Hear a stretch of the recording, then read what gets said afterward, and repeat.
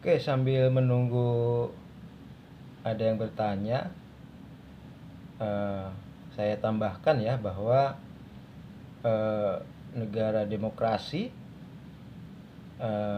tentu saja adalah negara yang berlandaskan hukum, gitu ya. Di dalam demokrasi kan misalnya ada pembagian kekuasaan, ya. Ada eksekutif, legislatif, ada yudikatif. Nah, itu adalah salah satu tipikal dari negara hukum, bahwa kekuasaan itu dibagi, gitu ya. Jadi tidak semuanya berada di tangan sang penguasa, gitu kan. Ada kerajaan, ya kan. Kalau kerajaan itu tentu saja sekarang ada kerajaan konstitusional, tetapi sang raja itu sudah tidak berkuasa secara penuh, ya, seperti di Inggris misalnya, gitu ya. Tapi kerajaan-kerajaan di era dulu itu ya sudah titah sang raja, gitu ya. Kalau sang raja mengatakan jempol ke bawah, ya maka si tertuduh itu hukuman mati, gitu ya. Itulah eksekutif sekaligus yudikatif, gitu. Nah, tetapi di dalam negara hukum, demokrasi di dalam negara hukum tentu saja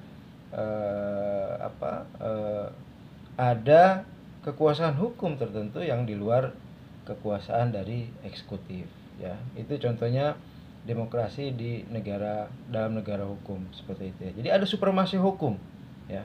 Ada hukum yang menjadi acuan, gitu ya. Baik eksekutif ataupun legislatif itu bekerja berlandaskan pada hukum, gitu. Bagaimana kewenangan presiden misalnya, kewenangan gubernur, bupati, wali kota, kewenangan anggota DPR, DPRD, itu semuanya diatur dalam hukum. Nah, itulah demokrasi yang juga menganut supremasi hukum, gitu ya.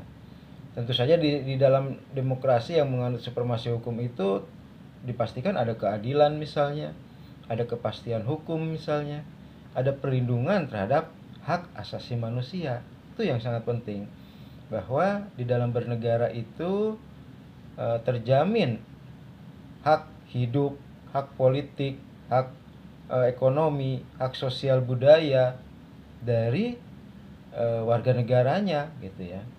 Tidak ada misalnya hak-hak yang hak warga negara yang dikatakanlah dikesampingkan, gitu ya.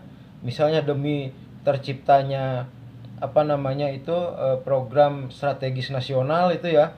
Kemudian seluruh penduduk katakanlah di pantai utara Jakarta sampai Banten harus menyerahkan tanahnya, menjual murah untuk proyek strategis nasional, gitu ya. Nah, tidak seperti itu di negara hukum. Rakyat terlindungi. Rakyat tidak bisa misalnya tanahnya digusur dengan sewenang-wenang, gitu ya. Karena tentu pertama, sistem demokrasi itu menempatkan kedaulatan ada di tangan rakyat, ya. Menjamin bahwa rakyat itulah yang berdaulat. Para penguasa itu hanyalah pemegang limpahan dari kedaulatan sementara itu, gitu ya. Kekuasaannya itu hanya sementara.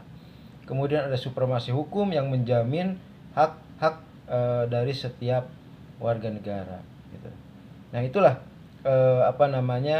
demokrasi dan negara hukum, ya. Tambahannya untuk penjelasan teman Anda. Silakan untuk yang ingin bertanya.